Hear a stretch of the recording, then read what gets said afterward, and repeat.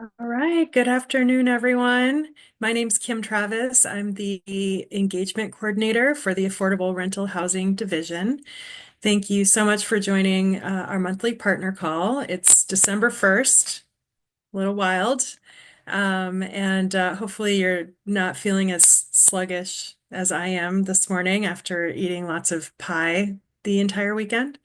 But again, welcome to our monthly partner call, and we will get started here.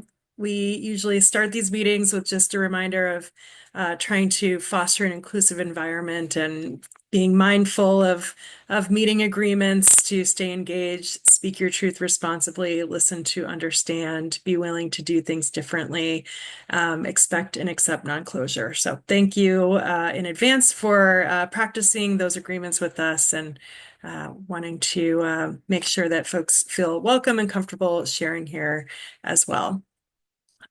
So with that, I'll turn it over to Natasha, and we'll share here on the screen today's topics that we'll be covering. Great. Thanks, Kim, and hello, everybody. Happy December. That is nuts. I am still occasionally using 2024, so surely the skip to 26 will be a leap of some heroic sort for us. Okay, so this month's Housing Stability Council meeting has come quickly after the last meeting with the Thanksgiving holiday in between. And at our this meeting, it looks like it's just our division on the agenda, actually, if I recall that. And so we have a set of project recommendations coming through Orca. And this includes, as we continue to identify resources that are either returned or can be pooled to be able to put projects forward. That's where the bulk of these recommendations are coming from. And so then also within the Housing Stability Council packet, we have our Orca December 2025 update that kind of talks through those different work resource flows. There are a couple of these projects that are preservation projects that are include rehab components to them, so not within our current property stabilization investments, but had been on the wait list from other prior application that had been submitted into the Orca. And so we had a project return resources, and that's where those funds have come through. We then did not have sufficient resources in the CSO pool to fully fund. We also had, and this in that Orca update really talks through this so I'm sure it all makes more sense if you're trying to kind of weave it all through. We have our current calendar posted, and that Orca monthly update talks about those pooling processes. So as we had updated the um, Orca in the middle of this year, we spent a bunch of time working and like looking at learning as we had been operating the Orca, had built the Orca pipeline waitlist, and knew that we were not wanted to continue to use the waitlist to continue to fund projects. And part of doing that really requires that as we have resources insufficient to fund, we take those and pool them then instead of waiting forward into the future. So we did pool lift funds from the CSO set asides, funded the Broadway corridor downtown McMinnville with CSO from the CSO lists. We also did, last month we brought forward our 9% projects. Those had been projects that were selected through our updates to the QAP, which were earlier this year. And so there's an upfront selection process before going through the full impact assessment of the Orca. Last month, those projects moved forward I think there were a little bit of different speeds, but through the Housing Stability Council approval process last month. And so we had remaining lift resources that we had held aside to be able to leverage with that 9%. So we were able to pool the unused resources from that. We also had some for future years that we were holding and have right-sized what that level of funds are. And so those were the lift resources that are pooled across there.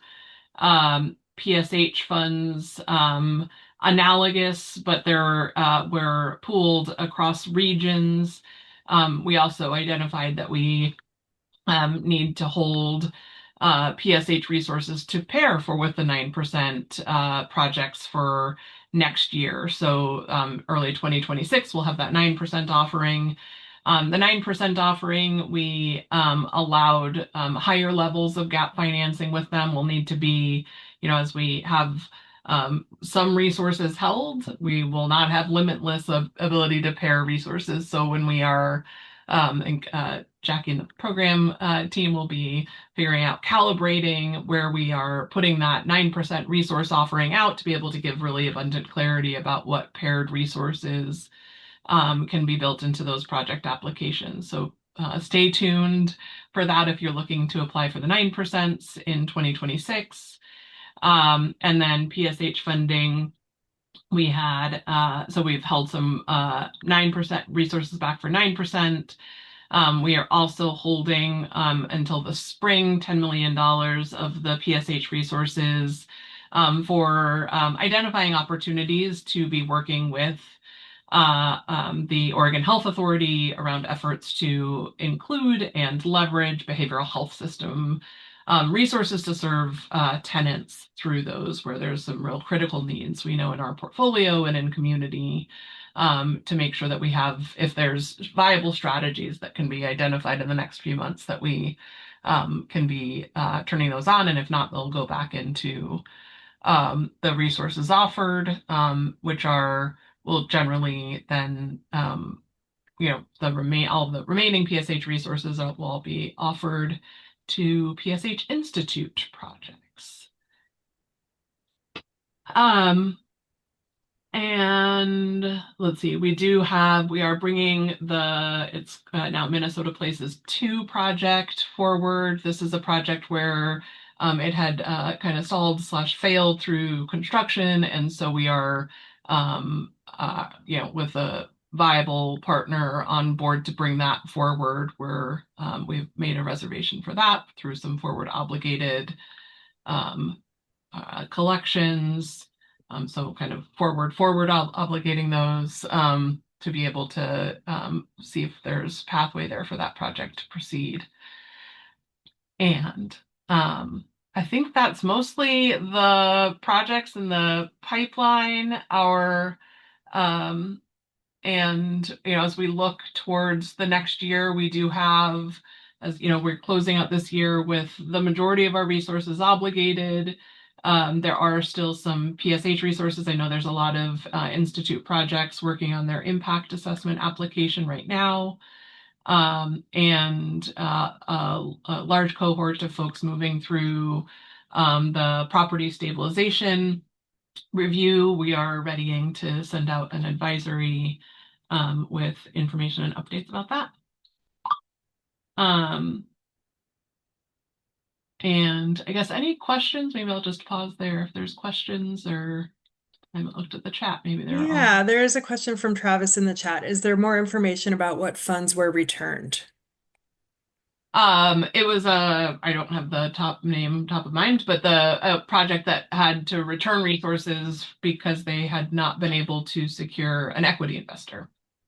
So we'll be reapplying for funds. And I see, Roberto, if there's other things you'd like to say about that. I think just as we are not going to continue to hold projects, resources for projects that aren't able to move forward is where we're making those.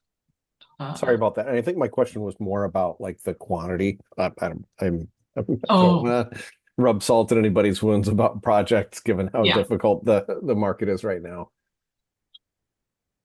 Yeah, Roberto, it was about $9.37 million. from a preservation offering of 3 years ago. And as Natasha pointed out, they just couldn't find an investor to get comfortable with the project, and so the sponsor was willing to consider returning it and then restructure so that they can come back again through the ORCA with a restructured budget, and hopefully the economy could get a little better and find an investor that is willing to be partnered there. Absolutely. And I see, Pooja, your question, the PSH resources offered are all eligible for PSH, dedicated to PSH Institute projects. Oh, Travis. I had one more question. Sorry about that. Of course. If you feel free to point this to me if this is already point me to this if this is already contemplated, but is there a spot where it is clarified how going forward for projects that are on wait lists, how projects will be prioritized for gap funds, given the fact that the wait lists are distinct for gap only projects and 4% gap projects? Yeah, I think in general, I think as we updated the ORCA, we had done an initial allocation of resources to gap only and then tax credit leverage. And so after if we did that, like basically, I guess we set asides within set aside. So I think we had different word terminology layered for them, but so within Metro, percentage towards gap only, a percentage within the geographic regions, a percentage to the two. And then we had chosen to intentionally prioritize where after we pooled them to do the 4% leverage. So overall, when we were once we pooled, where we have viable projects that can leverage tax credits for it, that's where we are. But I think as resource levels get lower and that leverage isn't feasible, I think we also are at the place, obviously, we're looking at 2026 PAB now for that leverage and timeline for it. So that's also a consideration. I think we have not gotten new legislative investment at this point. So I think our initial allocation of those, and now, there are PSH resources in there. We do not have PSH projects on the wait list that could use those. And so we're not holding resources back that could have been spent there, but we're instead deploying them where we have the opportunity to. And I think as we kind of launched those two processes at different times, I think it will make sense for us to marry those back together. But that is the kind of intentionally looking at that 4% leverage as the opportunity to not lose the private activity bond leverage for the state. I don't know that that's terribly helpful, but I think it's so initially we had allocated it, and then since then we've been pooling it, and where we can have viable projects that can leverage tax credits, that is the preference. On the preservation side, that those pooled funds were not sufficient to fully fund any 4% leverage project. Those two are gap only financed, and those include rehab projects, which we had not been able to put resources to. So there was several different through lines of those, so we don't withhold it.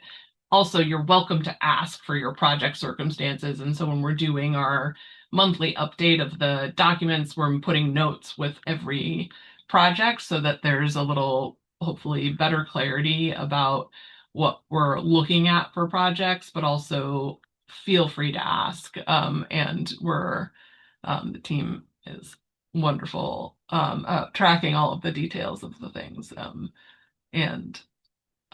So I think I'll stop rambling at that point, Travis, but certainly welcome more questions.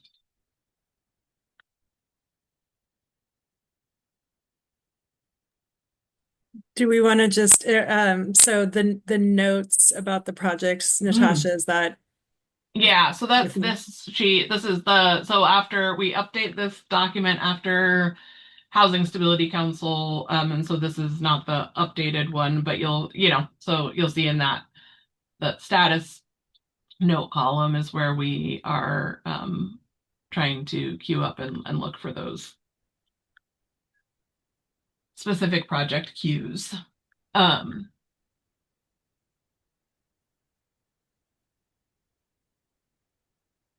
Yeah, okay. I just wanted to pull this up. I put the link to this page. It's found on the Orca pipeline page, and I'll put this specific link in the chat. But this is after November's Housing Stability Council.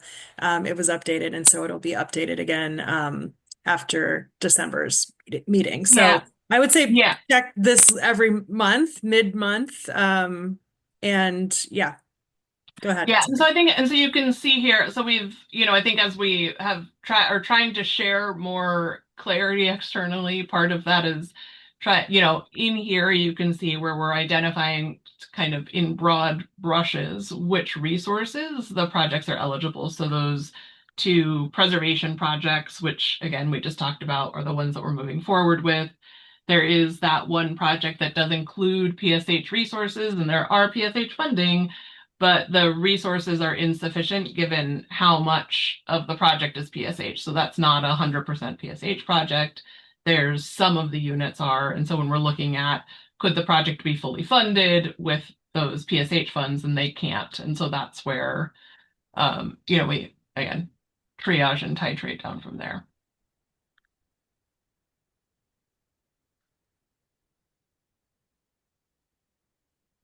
Okay. If there aren't any other questions on that, I think the other part that we will, I'll be digging in with, there was part of our legislative work this year for implementation was, I want to say, Senate Bill 684, which has us doing a report on mixed income housing and tools for that. For those of you that followed session, there was a construction revolving loan program proposed. And so as it was finalized, the bill there instead had us do a report on that. We have finalized the report. I did present it to the legislative committee that needed it presented to them. And I will also share that information out with Housing Stability Council so you can have, so the reference to the memo, that report is in the packet, and I will chat through it a little bit with Housing Stability Council just for context and understanding around those types of programs, which are, trying to do mixed income housing. And anyway, I'm gonna start repeating all of the report, but the report has the information, and I'll talk about it more then, unless there's questions here. Any questions? Great, and I'll put the embedded in the Housing Stability Council packet is where you can click to actually retrieve the report, but I will also put that in the chat as well. Okay, so Travis, I like this guy. Good interview style. I like it. Okay, so I see questions from Travis. So more info about the couple new resources approved by legislature and how they might be prioritized and made available. And so in terms of new resources, we do have senior and disabled resources that will be part of aging adult and disability investment. And there is some active work and engagement with a senior housing work group and to figure out those funds and how they will work. They will be used to support their target populations. I don't know that we have priorities identified beyond that at this point, but expect that they'll be made available mid-year. And I imagine if you're interested in being tapped into any of those conversations, I don't know, Kim, what's the best way to let us know that? Yeah, reach out to me. I'll put my email in the chat, and feel free to reach out. And so I think that's the primary. We will also be part of that bill I was talking about for mixed income. Will be having us do stand up lending tools, including elderly and disabled lending. This is something that we had done way back when, and so we'll be restarting that, which is a debt program, and so that is a loan. It's a true loan, but where OHCS issues the bonds and then invests it into the projects. There's specifics of eligibility, but we are updating those approaches to also align with the ability to leverage with those new gap funds, and so that could be a program pairing. It could also support other financing, and so I think as projects are having trouble accessing private debt, seeing if there's products that OHCS can access as the HFA is the direction and intent there. Knowing that as we were talking about the market and the challenges there, if there's ways where our public financing tools can add to that, ability to be flexible or resilient in the wake of pressures. That's our goal there. And similarly, I think we'll also be our planning to have those offered mid-year.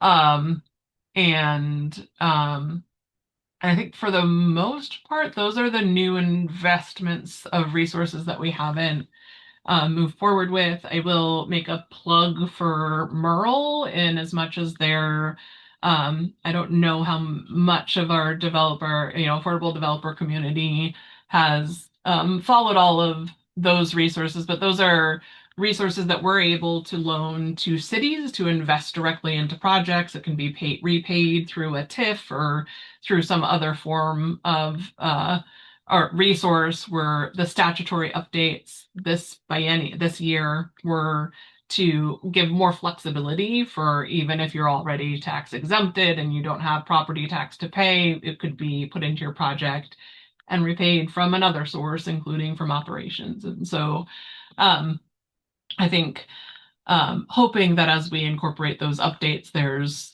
some places where that might start creating some opportunities for viable projects.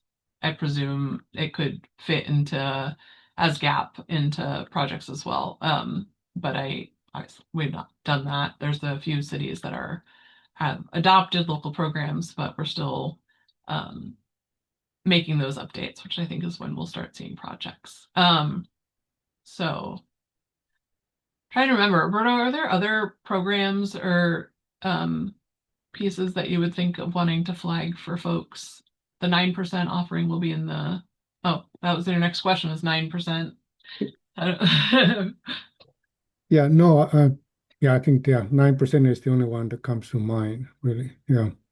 Yeah, and I think we're aiming early next year. I don't think we've shared a date at this point in time, but first quarter is, I believe, our aim, and I think we'll be sharing some information sooner rather than later. And let's see, there were some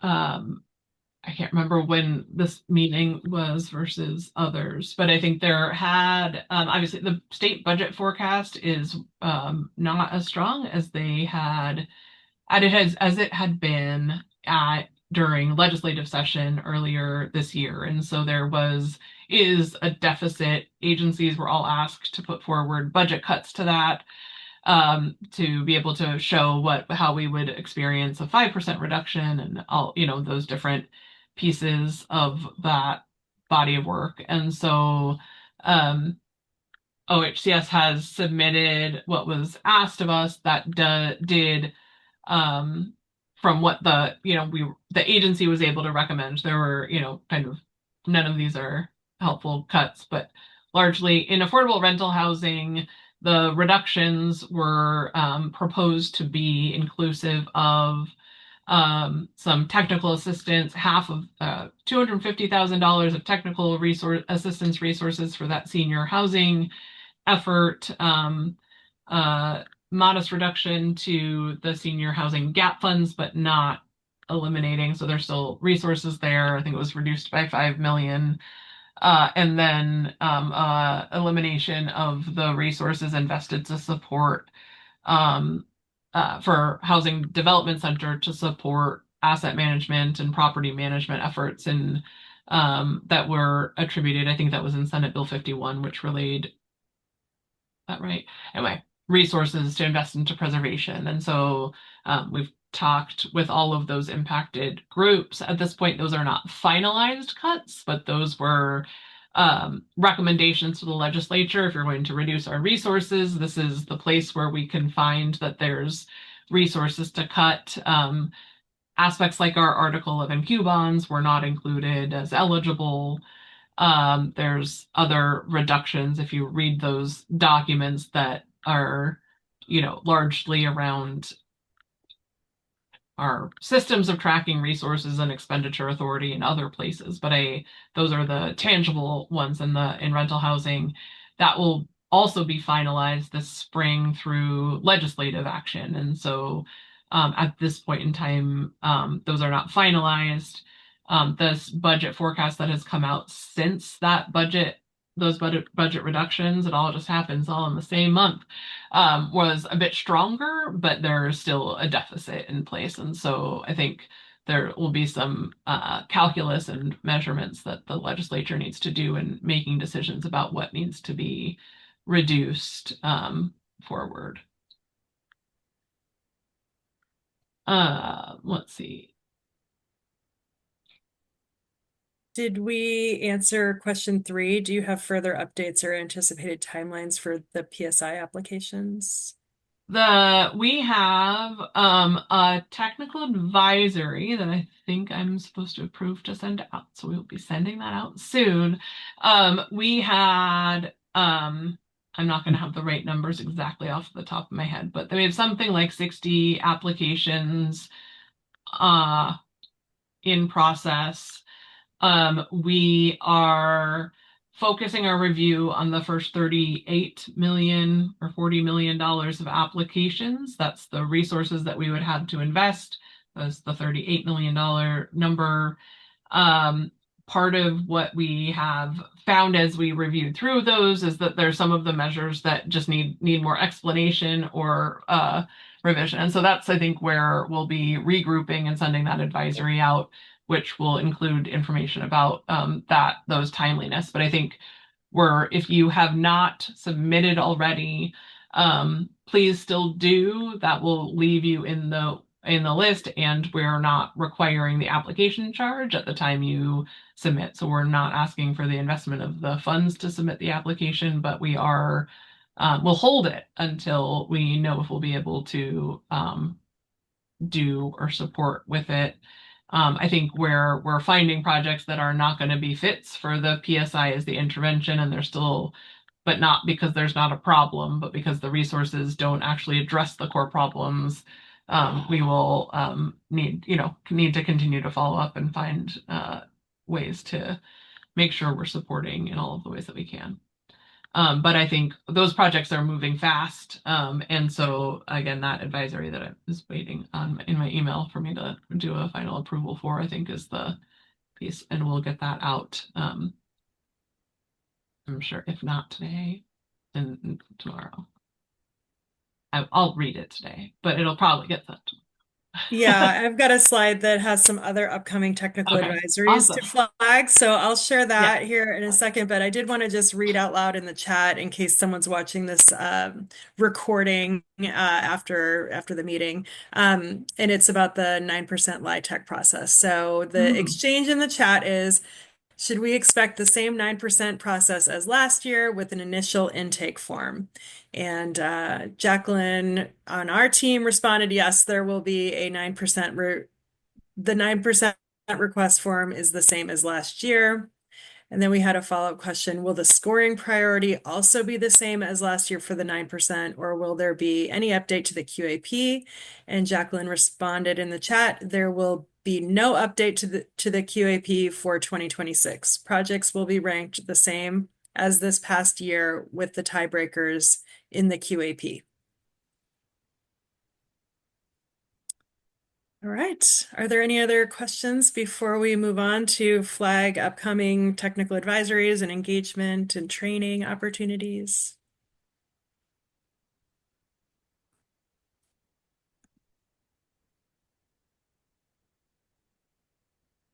Okay. Well, I'll pull my slide deck back up here. Let's see. All right. Lots of stuff happening in the month of December.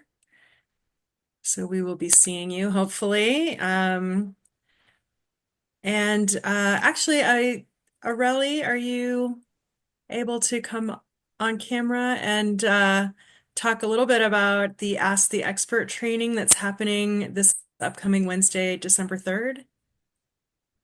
Yes, thank you, Kim. Hello, everyone. My name is Aurelie Diaz, and I am a technical advisor in the Affordable Rental Housing Division. And I wanted to take a moment to remind everyone of a brand new training series that our team will be launching this week. On Wednesday, December 3rd, technical advisors will host the very first Ask the Expert training. It's a series that's created in response to partner feedback asking for more topic specific learning opportunities.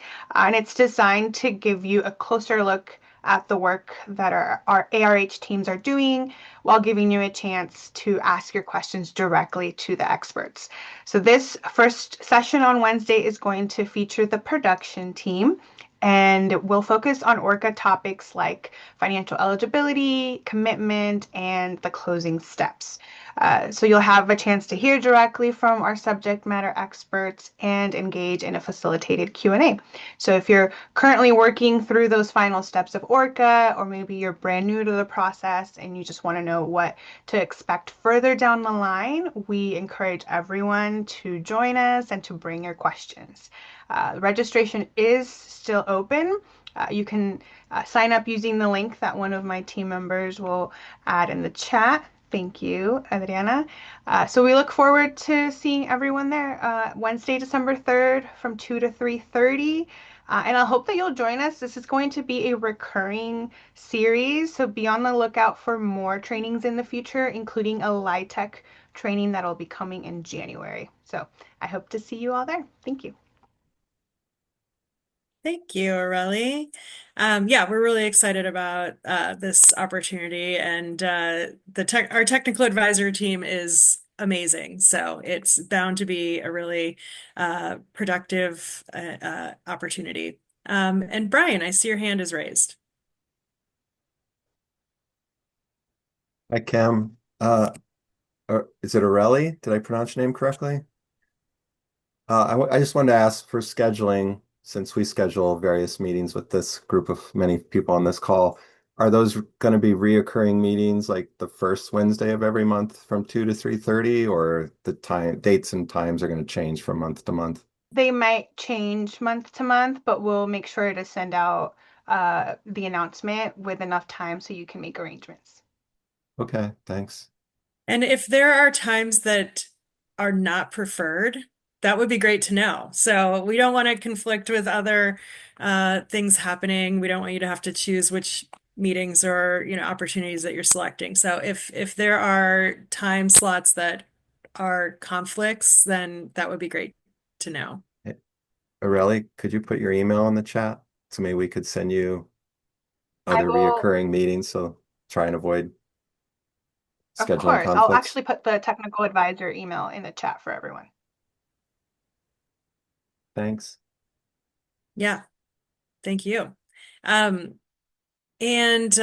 we also next week have a fair housing training that we're offering in collaboration with the Fair Housing Council of Oregon. I believe we sent out a technical advisory for that, and I'm going to put a link in the chat here because you don't have enough links. Naturally, I'm just going to keep flooding you with links, but the all of the trainings are sent through the technical advisory list, and I'll put that in the chat. And if you haven't signed up, please do. You can sign up on the right-hand sidebar of that page to receive these technical advisories. or someone here could put that in for me while I'm talking. Put that link in the chat, or you Google OHCS technical advisories and it will pop right up for you. So other technical advisories, we kind of alluded to these throughout the meeting today, but in December, we'll be sending out the 2026 low-income housing tax credit timeline and letting folks know about that process. So expect to see that coming soon, as well as the property stabilization investments technical advisory that she's reading this afternoon after this meeting. And so that will go out through our technical advisory very soon. We also will be sending out for our portfolio partners the annual certification of continuing program compliance, CCPC information. So these are some key technical advisories coming up this month. And our next partner call is January 5th. And if anyone else has announcements, we've got a little time here. If there are other things coming up in December and anyone wants to make an announcement, Kevin, go ahead. Hey Kim, Housing Oregon has two workshops coming up. One is Thursday, December 4th, and that's on getting earmarks in the Trump administration era. And that's Thursday the 4th, 9 to 10 on Zoom. And then on December 12th, we have a training of what to do when ICE comes to your property. And that's geared towards property management and having a plan for your organization, because we know that immigration is out and conducting operations. And so if you are in this industry, it is likely that you might have to run into ICE. So come get trained up. It's on December 12th. I'll drop that here in the chat in a second. Great. Thank you, Kevin. I'm so glad you shared that information. So critical. I see a few other folks. Terry, you want to go ahead? Hi, Kim. Thanks. I just want to remind everyone we are having our monthly Portfolio Connect call on Tuesday. Let me look at the date here. I think it's next Tuesday, and we're going to be revisiting our rent increase policy. So that would be, it's a perfect hour to pop in and say hello. Thanks, Terry. I'm glad that you shared that. And if anyone here would like more information about the Portfolio Connect call, please email me. My email is in the chat, kim.travis@hcs.oregon.gov, and I would be happy to send you information about that meeting. So with that, okay, we do have one more question in the chat here. Are all documents relevant to last year's 9% program available on the OHCS website? Thank you. So I am not sure. I know Jacqueline's here. Do you want to share and respond to that? Well, the reason why I asked the question is because you said the 9% program is going to be exactly like last year. So if we didn't do a 9% last year, we want to make sure anything that came out with the scoring criteria and so forth. And looking for them, I was not able to find anything else other than just the QAP and the standard blank 4 and 9% application.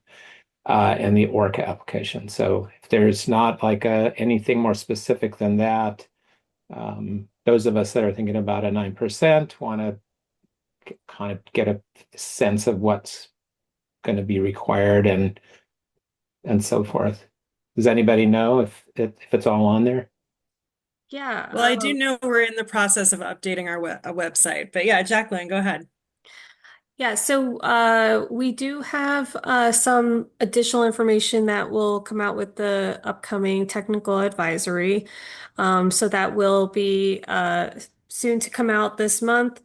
Also, we will have training with the Ask the Experts in January that will have some screenshots of what to expect as well.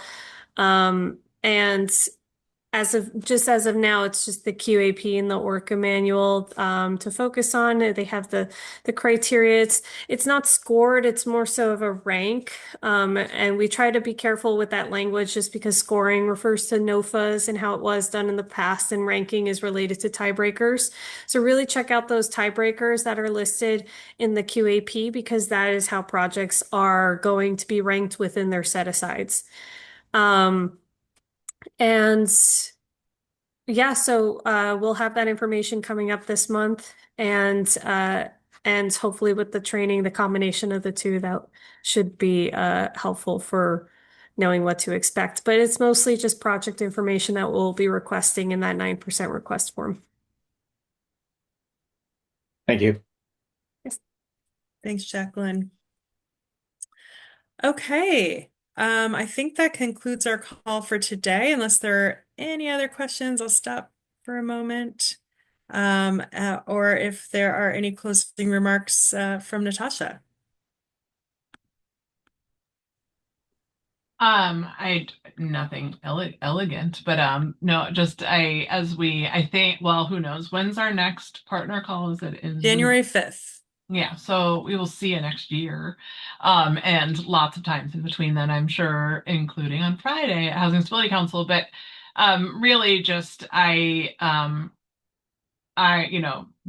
days are hard at times. We're navigating some really challenging environment in so many ways and continuing to move forward into production. And I think I'm thankful that you're all in the state and doing this hard work. And I'm happy that we're here to be able to support that work as much as we're able, and wish you wonderful restorative New Year's and celebrations, and happy December.